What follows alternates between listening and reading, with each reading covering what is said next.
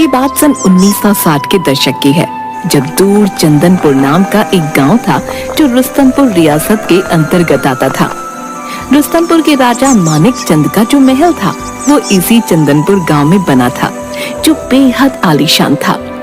राजा का महल चंदनपुर की कोठी के नाम से पूरे क्षेत्र में विख्यात था। राजा मानिक चंद राज दरबार में आए किसी गरीब दुखिया की मदद नहीं करता था। राजा मानिक चंद केवल अपने सुख पर ध्यान देता था, न कि प्रजा के दुख पर। एक दिन एक भिखारी राज दरबार में आता है। महाराज, मैं बहुत बुरी स्थिति में हूँ, कृपया मेरी मदद करें। अरे, इसे अंदर किसने आने दिया? निकालो इसे यहाँ से। मैं इन लोगों की मदद करने के लिए यहाँ नहीं बैठा हूँ। वो भिखारी रोता हुआ वहाँ से चला जाता है। मंत्री जी, ऐसे लोगों को अंदर घुसने ही मत दीजिए। इसी तरह जो भी मदद मांगने आता उसे राजा मानिक चंद बेइज्जत करके निकाल देता था। एक रात राजा मानिक चंद महल के पास टहल रहा था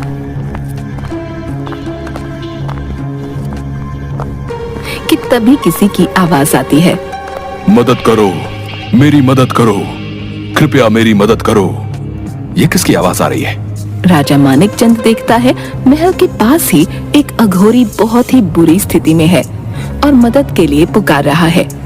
क्या हुआ है तुम्हें?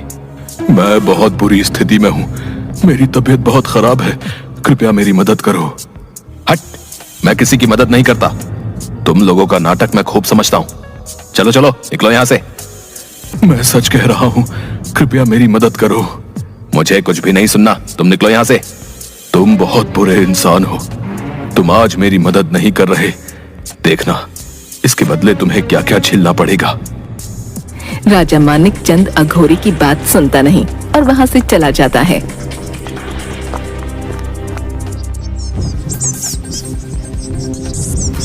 अगली सुबह पता चलता है कि उस अघोरी ने महल के बाहर ही अपने प्राण त्याग दिए।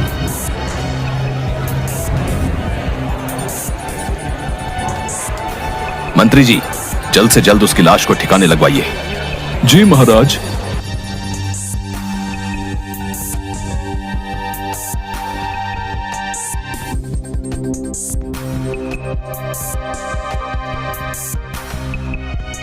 कई महीने बीत जाते हैं।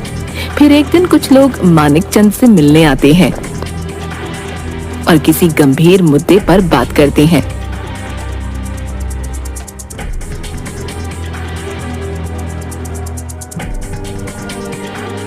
कल कुछ लोग आए थे, कह रहे थे भारी संकट आने वाला है।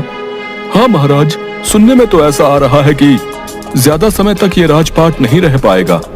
शुभ शुभ बोलिए मंत्री जी, शुभ शुभ बोलिए। जैसी खबर आ रही थी ठीक वैसा ही होता है। बढ़ते कालक्रम और बदलते दौर के साथ एक दिन वक्त की मार भी राजा मानिक चंद की रियासत पर पड़ी। सरकार ने सारी रियासतों का विलय भारत सरकार के अधीन कर दिया था।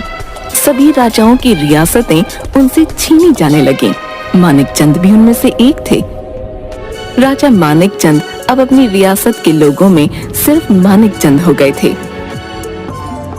रुतबा बरकरार रखने के लिए रियासत में कब्जा की गई जमीनें बेची जाने लगीं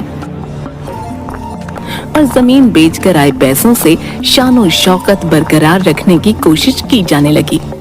धीरे धीरे सब जमीन जायदाद खत्म हो गई और मानिक चंद फकीर हो गए।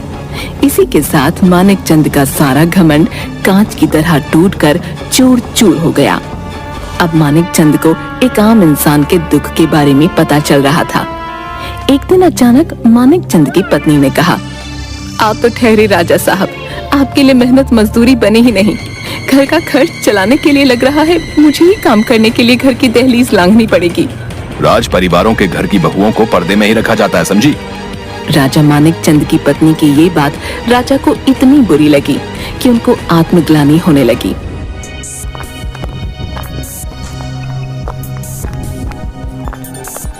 ये सब मेरी ही करनी का फल है। मैंने आज तक कितने गलत काम किए हैं, उसकी सजा ये है। सबको दुख दिए, अपना राज धर्म भूलकर भोग विलास में लिप्त रहा, ये उसी की सजा है। गांव के बाहरी तरफ एक खंडहर हो चुका मंदिर था। वहां पर पूजा पाठ नहीं होती थी और न ही उधर कोई आता जाता था। मानिक चंद उस मंदिर में जाकर बैठ गया। सारी बातें सोच सोच कर मानिक चंद अपना आपा खो देते हैं और उस खंडहर की चौखट पर सिर पटक पटक कर अपनी जान देने की कोशिश करने लग जाते हैं। सिर पटकने से होने वाला दर्द राजा की बुद्धि के द्वार खोल देता है।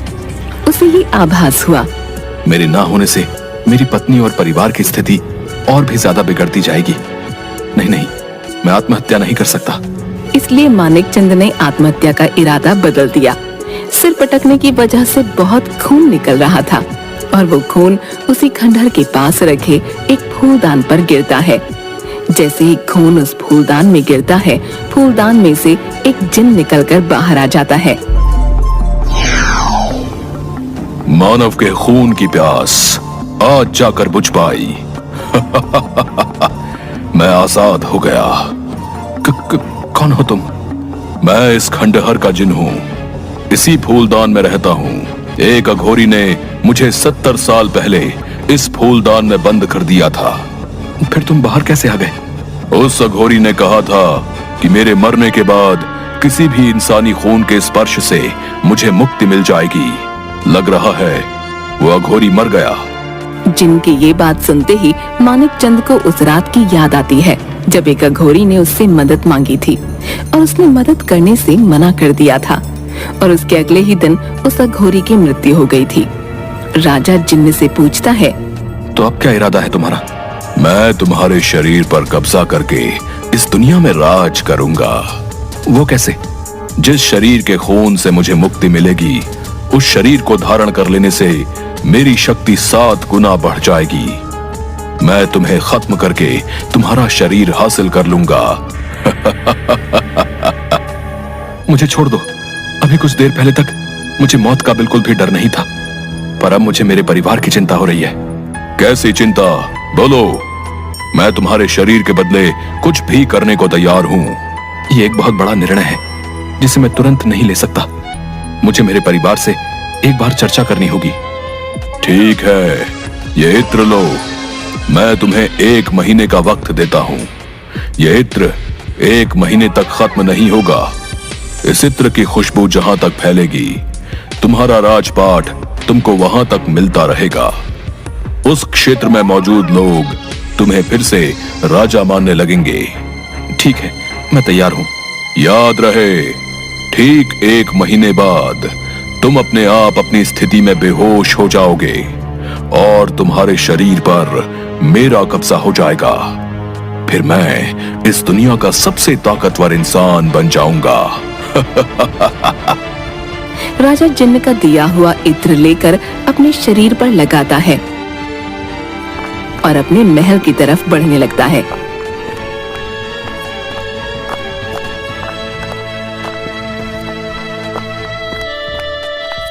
जहां जहां से राजा गुजरता गया, वहां पर उसको अद्भुत बदलाव देखने को मिले।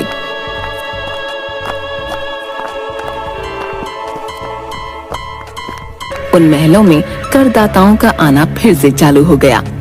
रियासत की दीवारें फिर से चमकने लगीं। जिन्न के दिए गए इत्र की खुशबू ने राजा मानिक चंद की राजशाही को फिर से लौटा दिया। एक दिन इस राजशाही के वापस मिलने के बारे में राजा की पत्नी ने राजा से जिक्र किया। इतना बदलाव कैसे हो रहा है?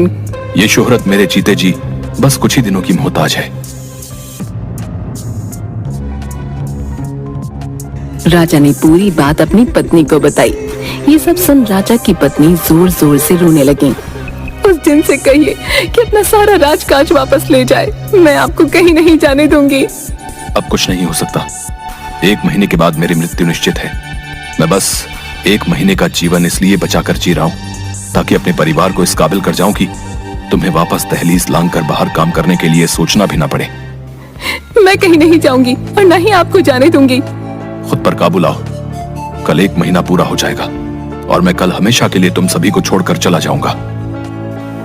वो रात और आने वाला दिन पूरी तरह डर में बीतने लगा। राजा महीने के आखिरी दिन उस जिन के पास वापस आने का इंतजार करने लगा। सुबह से लेकर शाम बीत गई पर जिन नहीं आया। राजा के मन में जीवन के प्रति चेष्टा और चाह बढ़ने लग गई। राजा को लगा कि जिन शायद भूल गया कि उसे आज मेरा शरीर लेने वापस आना है। फिर अचानक ही राजा के मन में विचार आया। ये गलत है। जिनने अपने किए हुए वादे अनुसार मेरा राजपाट मुझे लौटा दिया, मेरा परिवार मेरे ना होने के बावजूद आजीवन सुखमय जीवन जी सकता है। मुझे भी मेरा कर्तव्य निभाना होगा। मैं इतना लोभी नहीं हो सकता।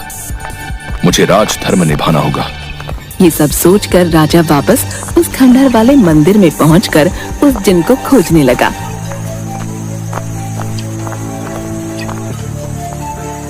कहाँ हो जिन?